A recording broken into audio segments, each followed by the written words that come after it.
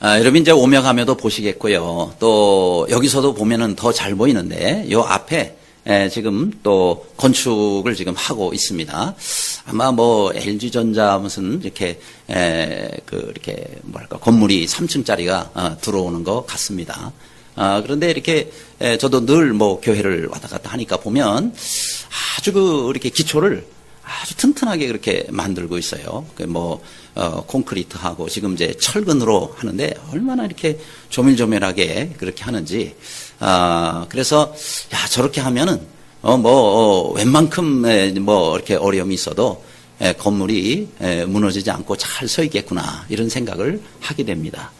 사실, 어제도 그 뉴스인가 나왔더라고요. 우리나라의 지금 이렇게 건물들 가운데 무너질 위기에 있는 위험한 건물이 수천 개가 넘는다. 그것도 파악된 것만 그렇고, 그 다음에 또 뭐 개인이 하는 그런 그 개인 건물들은 또 아예 조사도 안 돼 있으니까 그렇게 생각하면은 더 많을 것이다. 이제 이런 얘기를 해요. 그러면서 이제 생각되는 거는 정말 이 건물은 기초가 참 중요하구나. 그렇죠? 기초가 든든해야 그래야 이게 무너지거나 넘어지지 않고 잘 이렇게 서 있을 수 있다 하는 거죠. 우리 개인의 신앙도 마찬가지입니다. 우리 개인의 신앙도 기초가 참 중요합니다. 이 기초가 부실하면 아무리 뭐 비싸고 좋은 것들을 세운다 하더라도 금방 넘어지거나 무너질 수가 있다 하는 거죠. 그런데 우리 주님께서 바로 우리 신앙생활에 아주 중요한 기초를 놓고 우리 주님이 간절하게 그렇게 기도하신 내용이 오늘 이 본문에 나옵니다. 9절이죠. 내가 그들을 위하여 비옵나니 내가 비옵는 것은 세상을 위함이 아니요 내게 주신 자들을 위함이니이다. 우리 주님께서는 주님께서 주신 자들을 위해서 간절하게 그렇게 하나님 앞에 기도를 하십니다. 고별 설교를 하시면서 마지막 부분에 이렇게 기도를 하시는데 과연 예수님의 제자들을 위한 간절한 기도의 제목이 무엇이냐 하는 겁니다. 첫째로 그들로 하나가 되게 하옵소서라는 기도의 제목입니다. 11절이죠. 거룩하신 아버지여 내게 주신 아버지의 이름으로 그들을 보전하사 우리와 같이 그들도 하나가 되게 하옵소서라고 기도하셨습니다. 그래요. 예수님은 이제 곧 하나님께로 가시게 됐습니다. 그럼 이 땅에 제자들만 남죠? 근데 이 제자들이 이 세상에 남아있는 이유가 무엇입니까? 예수님이 제자들을 다 데리고 가실 수도 있는데 왜 제자들을 이 세상에 남겨두시는 거죠? 그것은 제자들이 해야 할 일이 있기 때문에 그래요. 그들의 사명이 있기 때문에 그렇습니다. 그래서 예수님이 나는 세상에 더 있지 아니하오나 그들은 세상에 있사옵고 나는 아버지께로 가옵나니 이렇게 말씀을 하고 있습니다. 그래서 예수님은 떠나시면서 아버지께로 가시면서 제자들에게 그들이 꼭 해야 할 그런 일들을 맡기시면서 그러면서 뭐라고 말씀하시냐면은 내가 그들을 보냈다라고 말씀하고 있습니다. 자, 이제 이 땅에 남아있는 제자들은 그래서 가만히 있으면 안 된다는 거예요. 그죠? 어디 숨어서 그러고 있으면 안 된다는 거죠. 왜냐하면 지금 사단은 더 이제 강력하게 공격을 해올 것이기 때문에 그렇습니다. 그러니까 더욱더 제자들은 깨어서 주님께서 맡겨주신 일, 사명과 일들을 잘 감당해야 된다 하는 겁니다. 그런데 교회 사명이 뭡니까? 세상에 빛과 소금의 사명을 감당하는 겁니다. 사단이 더 역사하고 강력하게 할수록 세상은 더 어두워져요. 그런데 이 어두워진 세상을 예수님처럼 빛으로 오신 예수님처럼 밝게 비추는 겁니다. 세상을 밝게 비춰야 될 사명, 이것이 바로 교회가 가진 사명이다. 앞으로 가면 갈수록 교회는 더욱더 교회다워져야 된다. 그래서 늘 우리 주님의 빛을 세상 가운데 비추는 그런 교회, 그런 예전 교회가 되기를 주님의 이름으로 축원합니다. 그러려면 우리가 헌신이 있어야 돼요. 우리가 수고를 해야 돼요. 그렇죠? 또 우리가 잘 섬겨야 되고 주님의 사랑을 베풀어야 되고 또 우리의 얼굴에는 우리 주님의 기쁨이 충만해야 된다. 그럴 때에 세상 사람들이 교회를 통해서 야, 저기가 진리구나. 저기로 가야 되겠구나. 그러면서 주님께로 그들이 또 오지 않겠습니까? 또 하나 우리 주님께서 간절하게 기도하신 것이 바로 그들로 하나가 되게 해 주옵소서라는 겁니다. 하나가 되게 해 주옵소서. 근데 여기 그 앞에 부분의 말씀을 보면 그냥 하나가 되는 게 아니죠.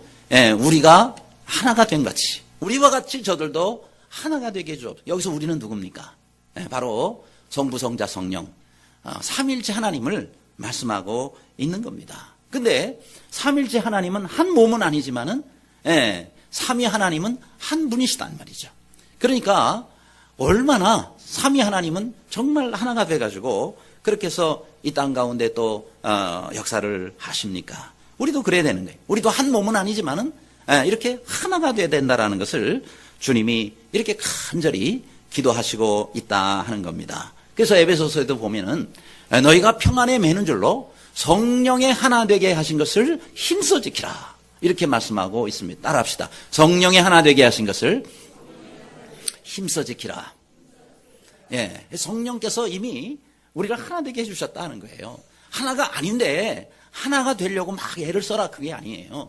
이미 하나가 되었기 때문에 그 하나가 된 것을 더욱 힘써 지키라.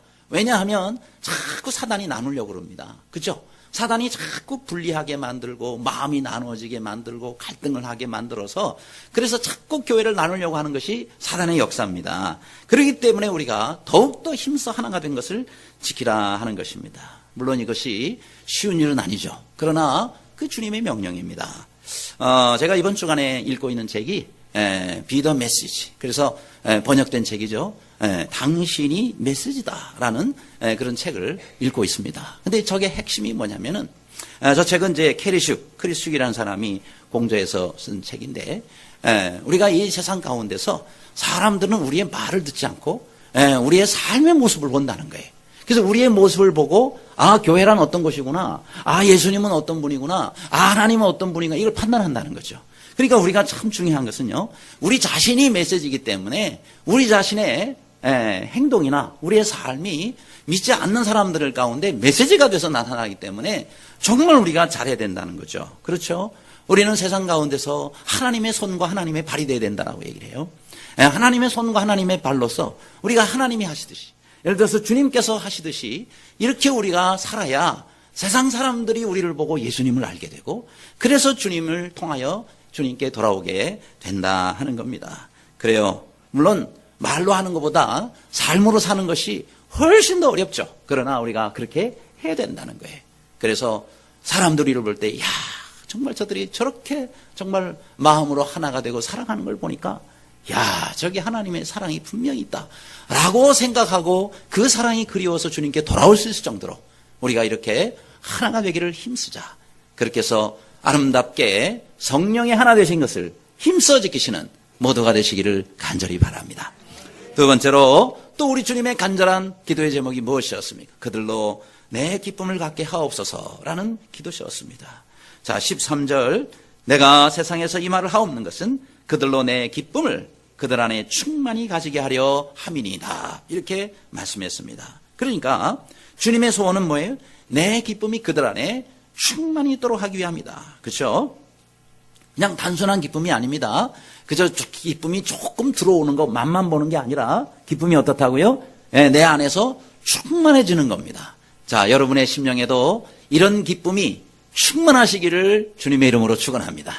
자, 그런데 이 기쁨은 어떤 기쁨이냐? 질이 좀 달라요. 세상에 주는 기쁨하고 또 여기서 말씀하시는 내 기쁨하고의 차이점입니다. 여러분, 세상의 기쁨은요, 들어올 수 있어요. 하지만 오래 못 갑니다. 환경과 조건이 바뀌면 언제든지 떠나버리는 거예요. 그런데 여기서 누구 기쁨이라 그랬냐면 세상의 기쁨이 아니라 내 기쁨이라 그랬어요. 내 기쁨, 이건 주님의 기쁨입니다. 근데 이 주님의 기쁨은요, 아무리 환경이 바뀌어도, 아무리 또 내 형편이 달라져도 변하지 않는 기쁨입니다. 늘 충만한 기쁨입니다. 이런 기쁨이 충만하기를 주님은 기도하셨다는 거예요. 우리가 재미를 따라 살면 우리가 재밌게 살 수가 있어요. 그러나 언제든지 환경이 바뀌면 여러분 또 재미있는 것을 자꾸 찾으러 다니고 그 재미는 항상 우리를 기쁘게 해주지는 못해요. 재미는 밖에서 들어오는 거예요. 그러나 기쁨은 속에서 오는 겁니다. 근데 이 속에서 오는 것이 주님을 만나게 되면 위에서부터 온단 말이죠. 위에서부터 오는 이 기쁨은 영원한 기쁨이요, 또 하늘의 기쁨이다 하는 거예요. 이런 기쁨이 충만하시기를 바랍니다. 자, 그런데 또 이런 기쁨을 체험하고 그렇게 살았던 많은 우리 신앙의 선배들이 있죠. 그 중에 하나가 바로 사도 바울이었습니다. 이 사도 바울은 빌립보 교회, 처음에 유럽 최초의 교회를 빌립보 지역에서 거기서 복음 전해가지고 세우지 않습니까? 처음에는 핍박이 많았죠.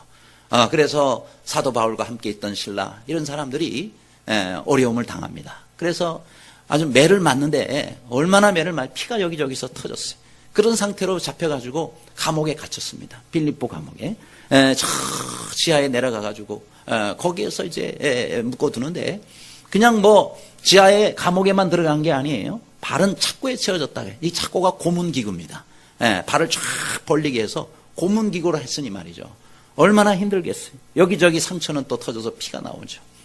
자, 그런 상태에서 사도 바울과 일행은 어떻게 했습니까? 너무너무 하나님 앞에 기쁨으로 찬양을 합니다. 밤중에 하나님을 찬미하며 그랬어요. 밤중에 하나님을 찬미하는 거예요. 이런 기쁨이 충만했단 말이에요. 여러분 그게 뭐가 기뻐요?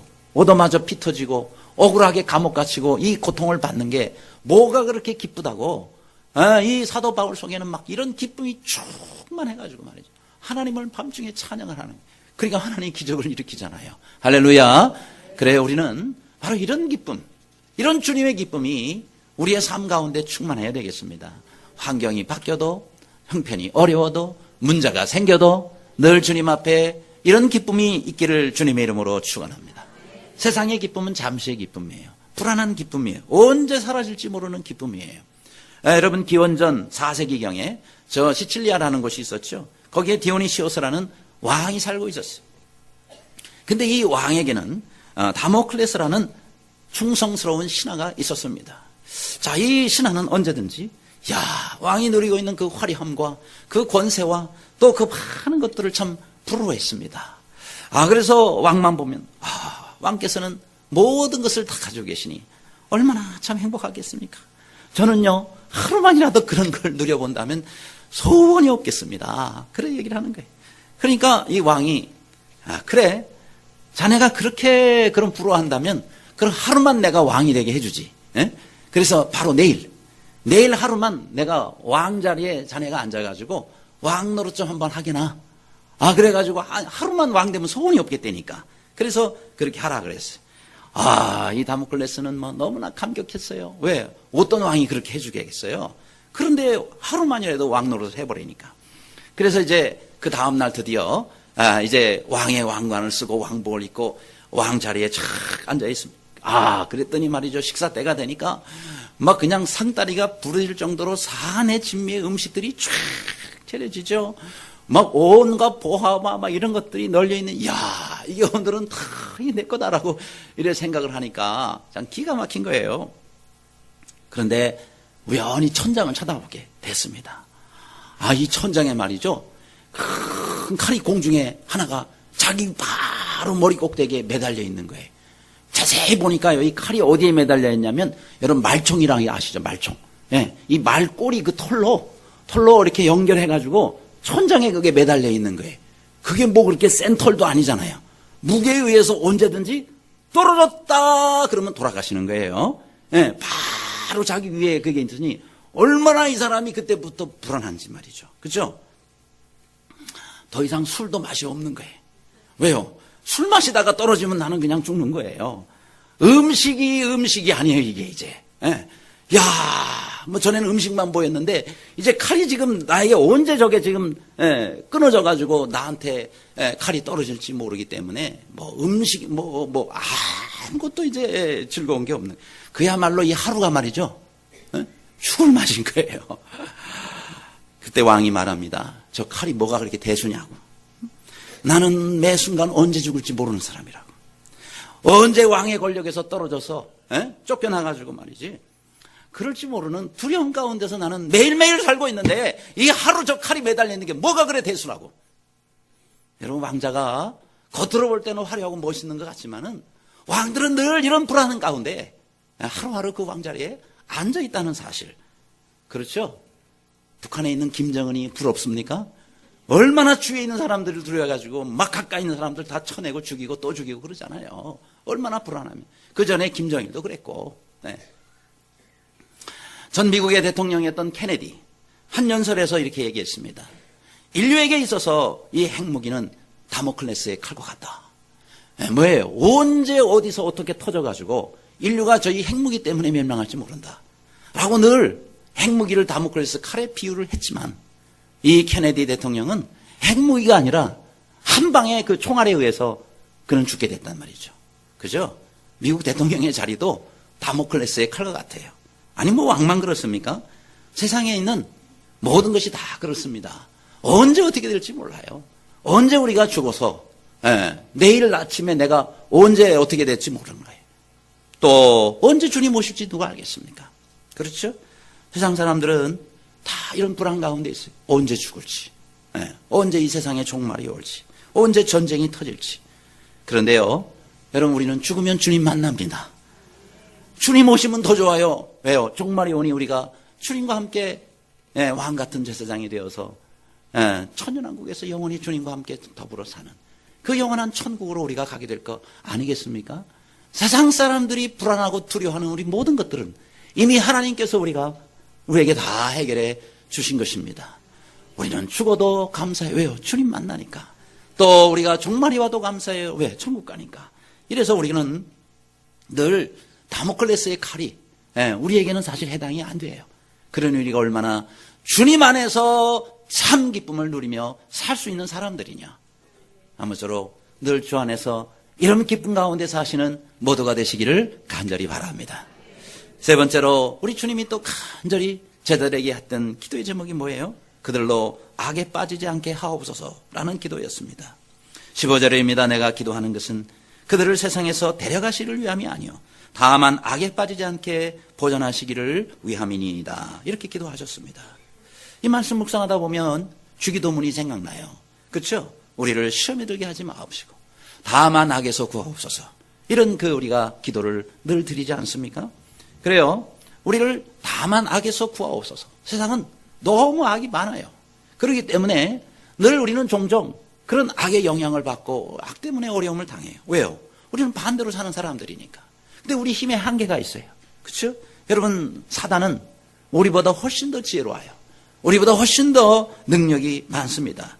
그렇기 때문에 우리는 우리를 스스로 우리를 안전하게 지킬 수가 없습니다. 오직 하나님께서만이 우리를 지켜주시고 악에서 우리를 보호해 주실 수 있다 하는 겁니다. 그렇기 때문에 우리는 늘 하나님의 보호하심과 지켜주심이 있어야 돼요. 올해를 양의 해라 그러죠. 여러분 양은 공격무기가 없어요. 또 방어무기도 없어요. 거름이 빠린 것도 아니고 그렇다고 무슨 색깔이 무슨 이렇게 무슨 풀색깔과 비슷해가지고 숨어서 있는 그런 보호색도 없어요. 그야말로 이 양이 유일하게 생명을 보존할 수 있는 방법은 목자와 함께 있는 것입니다. 그렇죠? 양이 스스로 목자를 잃어 혼자 외톨이가 되면 죽는 거예요.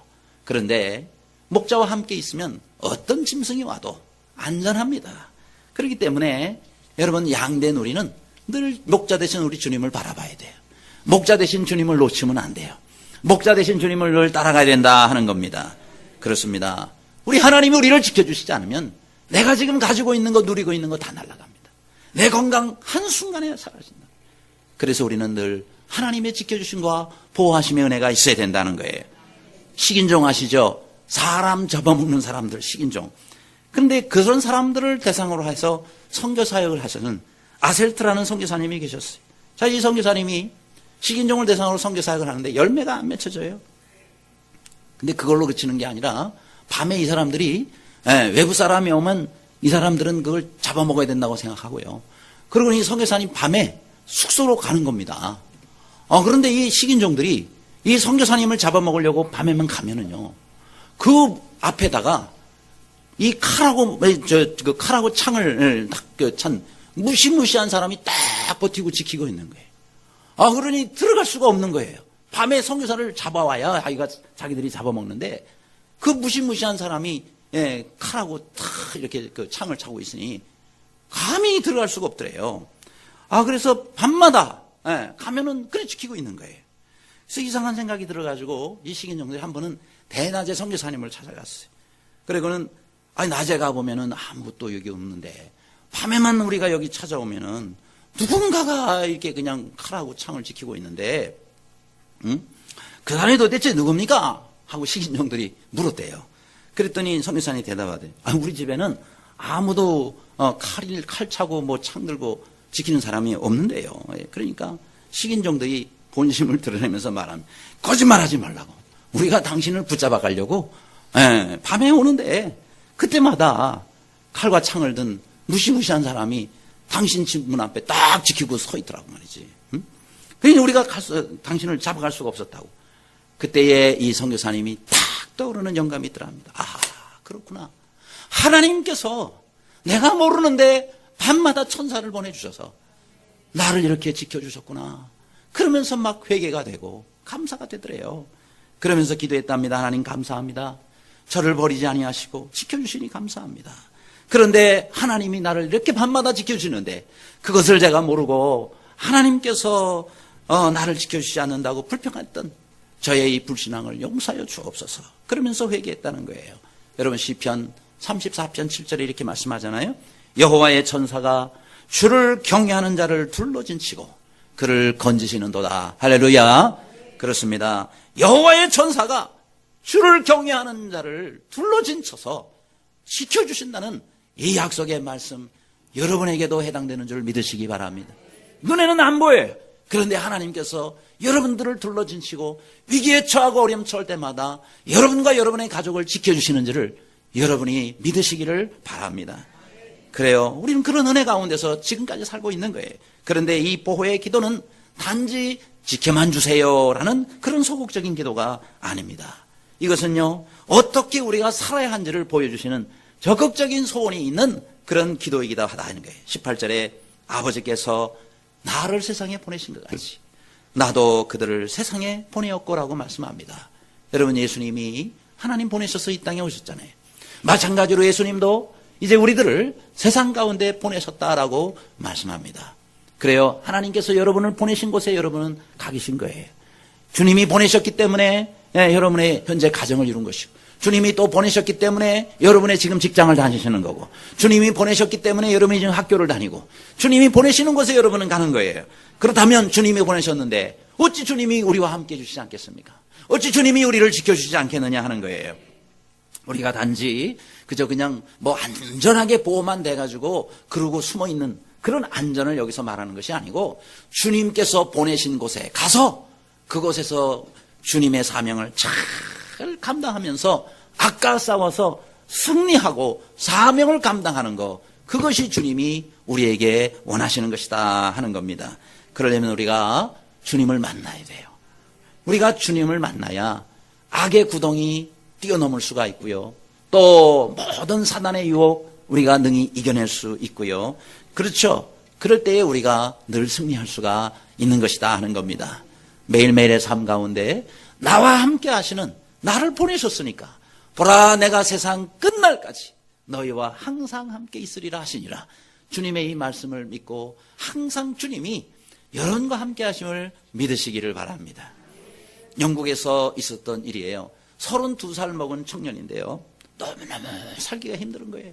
그래서 죽어야 되겠다 이렇게 생각하고 자살을 결심합니다.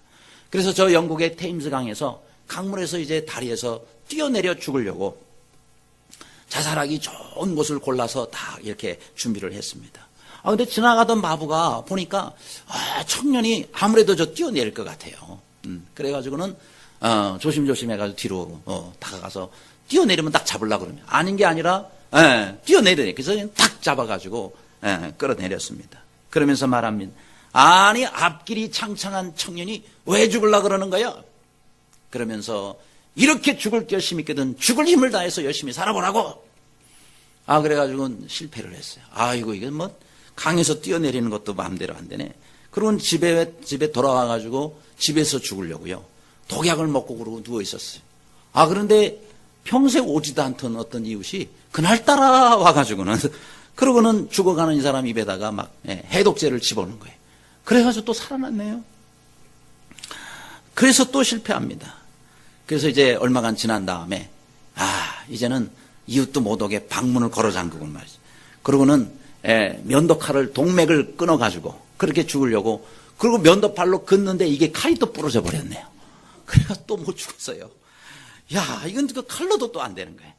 그래서 이제 마지막 하나의 또 방법은 목매 죽어야 되겠다. 그래서 목 매달으려고 집에서 딱 걸고 그러고 매달렸는데 이웃집 사람이 또 발견하고는요. 그러고 와가지고는 또 끈을 풀어버리는 바람에 또 살아났어요. 그러면서 이 사람이 완전히 폐인이 됐어요. 주위에 있는 사람들도 다 포기를 했어요. 왜요? 자꾸 해도 자꾸 죽으려고 그러니까. 그런데요, 한 사람만 포기하지 않았어요. 바로 전도인입니다. 이 전도인이 그야말로 찰거머리처럼 계속 찾아가지고 매달려 전도합니다. 교회 한 번만 나와보시라고. 딱 한 번만 나와보시라. 그러니까 이 사람이요, 어차피 뭐 포기한 이 세상.